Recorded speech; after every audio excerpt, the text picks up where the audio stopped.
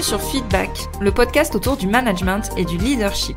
Je suis Elodie, manager depuis 14 ans, et ma mission, c'est d'aider les salariés et entrepreneurs à prendre confiance en elles pour manager sereinement leur équipe.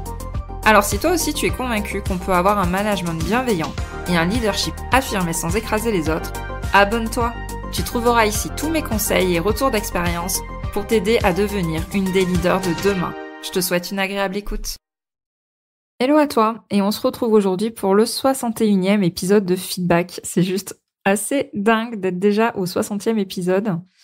Et aujourd'hui, j'avais envie d'aborder un sujet beaucoup plus personnel, beaucoup plus difficile aussi à aborder, mais c'était important pour moi de t'en parler aujourd'hui, de te le partager. Parce que si tu me suis depuis quelque temps, tu as déjà dû lire ou entendre que j'avais déjà fait un début de burn-out il y a maintenant 5 ans. Et c'est un sujet qui me tient à cœur parce que je l'ai vécu. Alors je dis un début parce que j'ai pas fait un burn-out complet où je me suis arrêtée très longtemps, je me suis arrêtée que 3 semaines. Mais déjà c'était assez dur pour moi à vivre.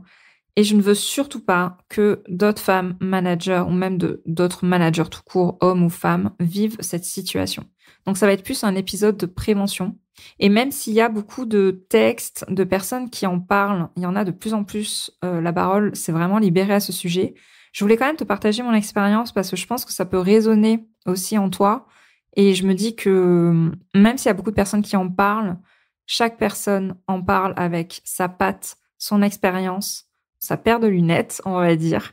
Et je me dis que peut-être ma version te parlera beaucoup plus que celle de d'autres personnes. Donc on va remonter 5 ans en arrière et j'étais responsable d'exploitation dans une société dans le sud de la France, à côté de Montpellier. Et dans cette société, en fait, j'adorais mon boulot, très clairement. J'adorais mon équipe, j'adorais mon entreprise. Ce qui fait qu'en fait, je comptais pas mes heures et je pensais travail, matin, midi et soir. Je mangeais le nom de cette entreprise, alors je vais pas la citer, mais je mangeais, je respirais et je dormais boulot.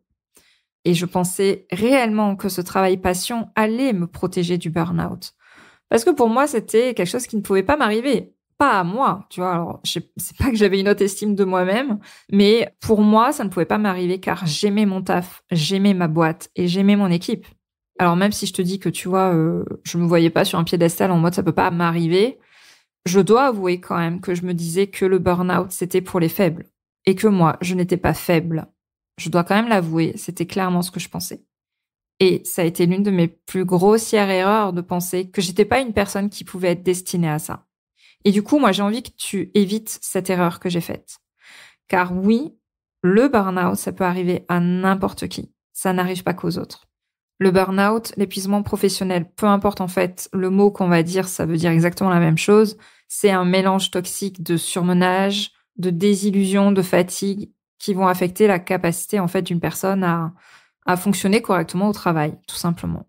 Et c'est ton corps, à un moment donné, qui va réagir. Moi, ça s'est manifesté d'une drôle de façon. En fait, j'ai fait des malaises. Ça a commencé au cinéma. J'ai vu un film, je me souviens, c'était sur la Deuxième Guerre mondiale. Et dès les premières images, la lumière des bombardements, donc qui était très blanche dans la façon dont filmait le réalisateur, le bruit environnement, en fait, ça m'a mis mal. Mais qu'est-ce que j'étais mal? J'avais envie de vomir, j'étais pas bien, j'étais nauséeuse. J'étais à 2 doigts du malaise. Bon, je m'étais dit que c'était pas forcément lié au film. J'ai pas trop compris sur le coup. Puis le deuxième malaise, il est arrivé au sport. Où là, j'étais en train de faire un cours collectif de Zumba ou de body combat, je sais plus. J'ai dû m'asseoir sur le côté parce que la musique me rendait malade. J'en avais la nausée tellement c'était fort. Vraiment, je supportais pas le son, en fait, je supportais pas le bruit. Mais là, pareil, je me suis dit, c'est une mauvaise passe que t'as, y a rien de grave. Par contre, la 3e fois, j'ai fait un malaise dans mon bain. Et là, ça a failli être très grave puisque je suis restée une demi-heure dans mon bain. J'ai voulu me lever pour attraper mon téléphone. Je sais plus si je voulais sortir du bain ou vérifier un truc sur mon téléphone, je sais plus. Et je me suis réveillée. Je croyais que j'étais dans mon lit. Mais en fait, non, j'étais dans mon bain. La tête, heureusement que je suis grande, donc la tête sortait de l'eau. Mon téléphone était dans l'eau. Et en fait, je m'étais évanouie dans mon bain. Donc, comment te dire que si je faisais pas ma taille, ça aurait été compliqué. Peut-être que même je serais pas ici en train de te parler, très clairement. Et c'est là où je me suis dit, je vais quand même aller voir ma médecin. Quand elle m'a dit que ces symptômes, c'était pas du tout une analyse de sang qu'il fallait faire, que c'était pas quelque chose de physique, de médical qui se passait. Quand elle m'a mis le mot burn-out en face de ces symptômes, je l'ai pas cru. Je dis, mais non, mais elle délire. Moi, ça peut pas m'arriver. Et moi, si je fais des malaises, c'est qu'il y a quelque chose qui va pas dans mon corps. Je manque d'un truc, j'ai une carence, ou il y a quelque chose qui va pas, qui déconne. Je pensais que j'avais un truc qui allait être visible à une prise de sang ou autre.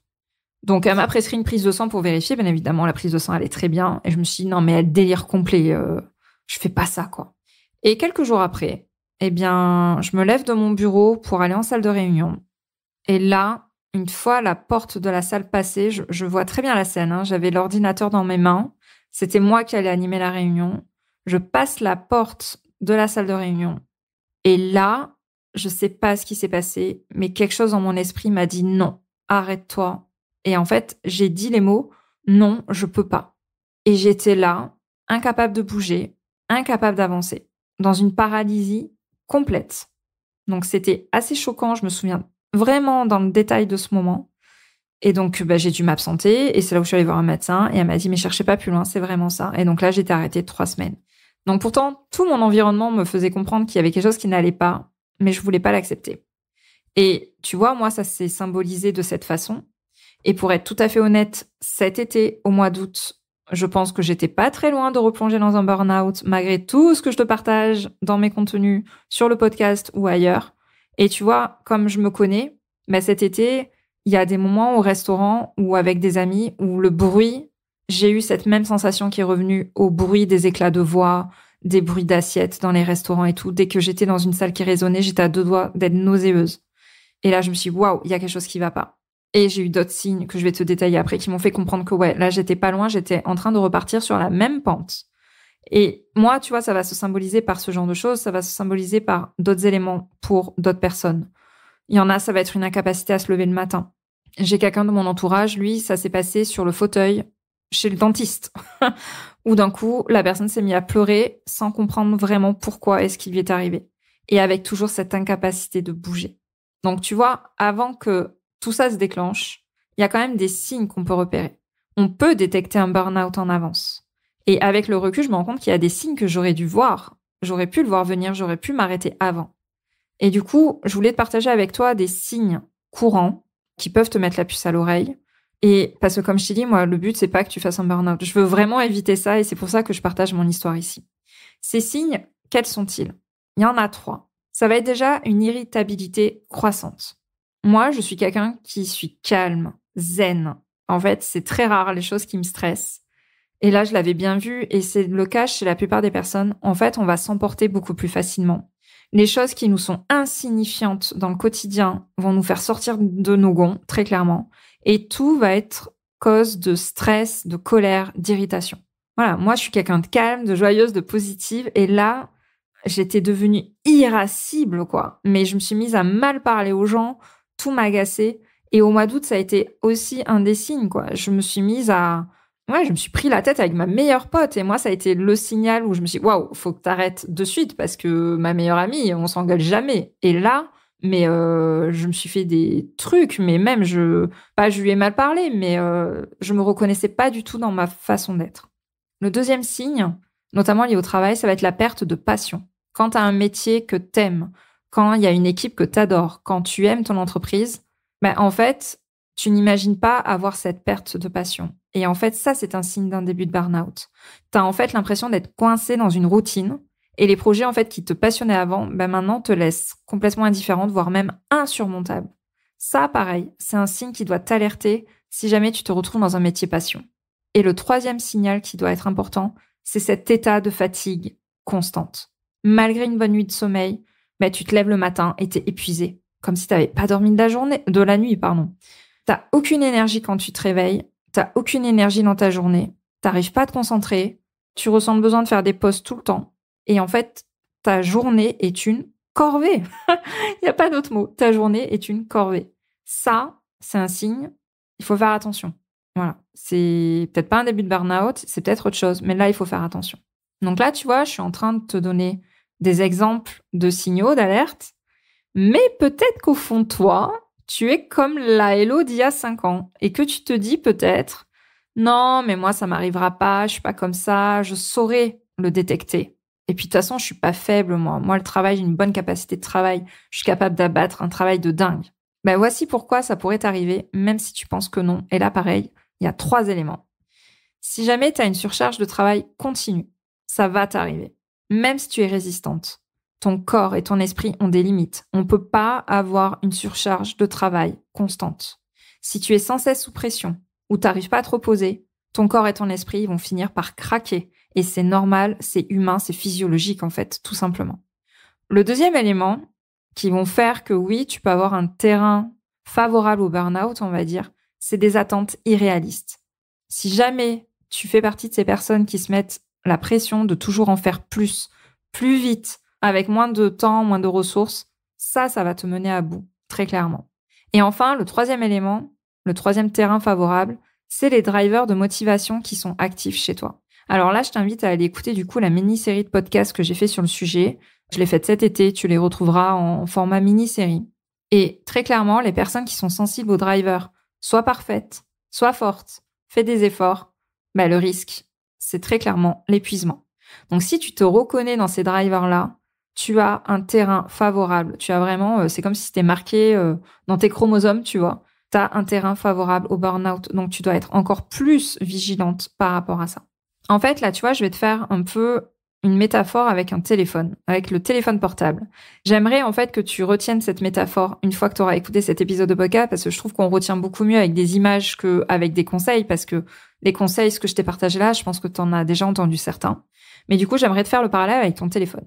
Normalement, au matin, après une bonne nuit de repos, tu es rechargé à 100%.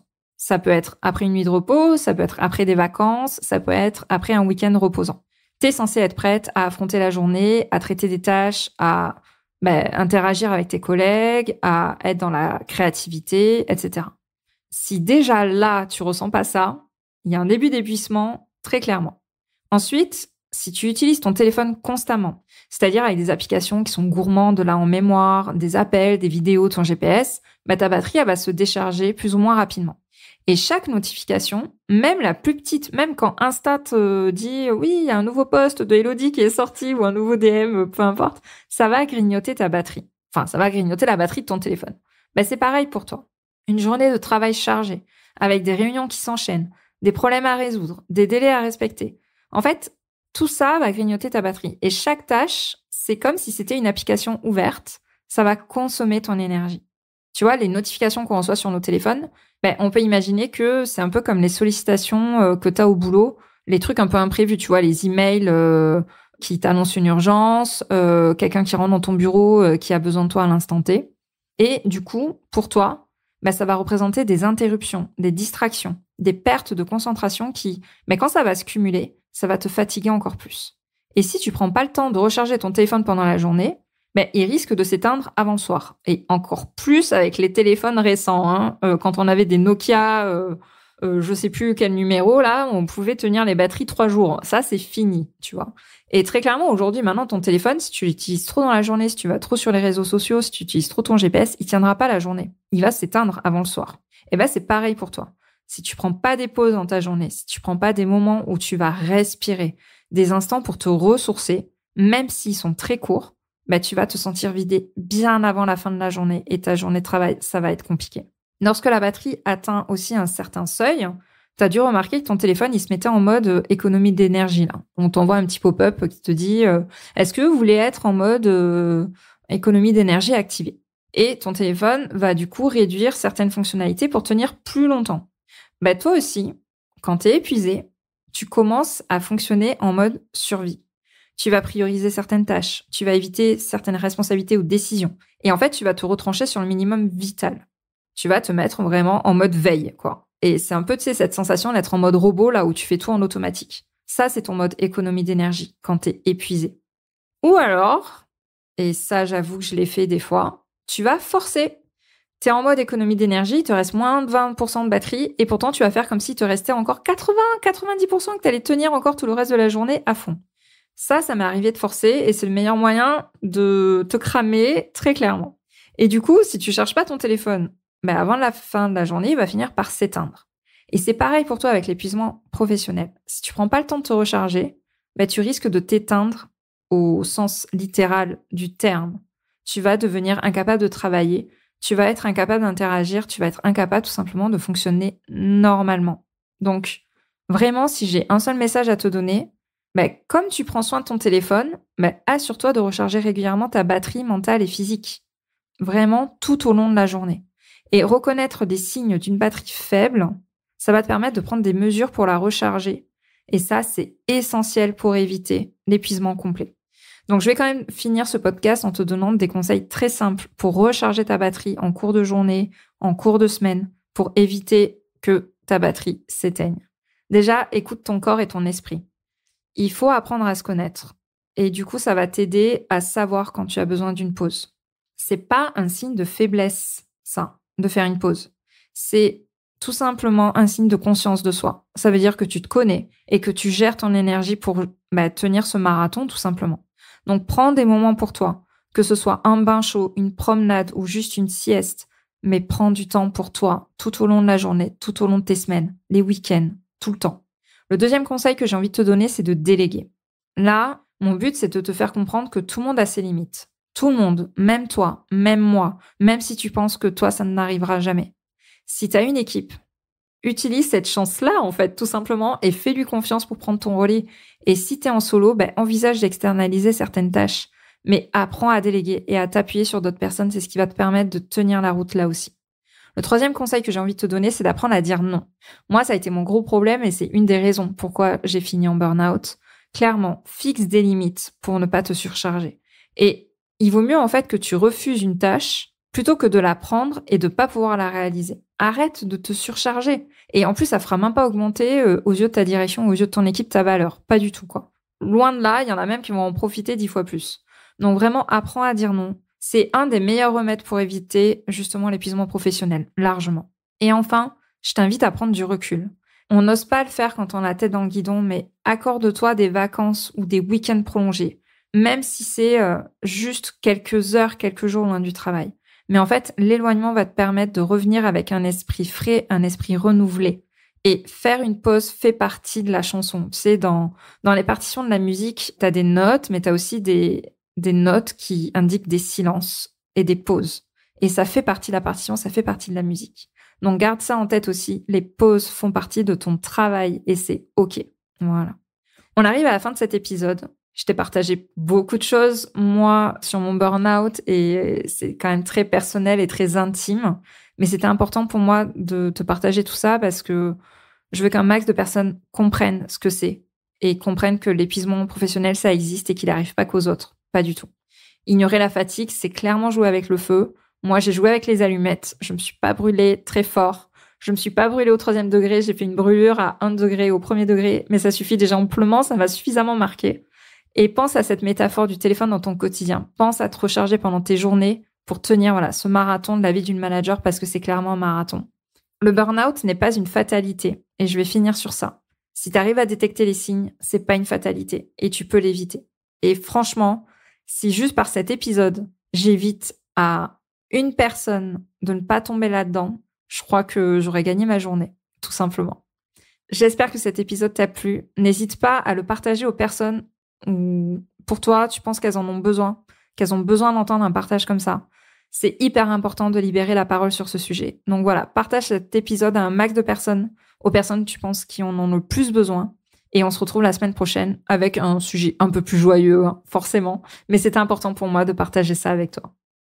Je te remercie d'avoir écouté cet épisode jusqu'au bout. Si tu l'as apprécié, je t'invite à t'abonner sur ta plateforme préférée et à me laisser un commentaire 5 étoiles.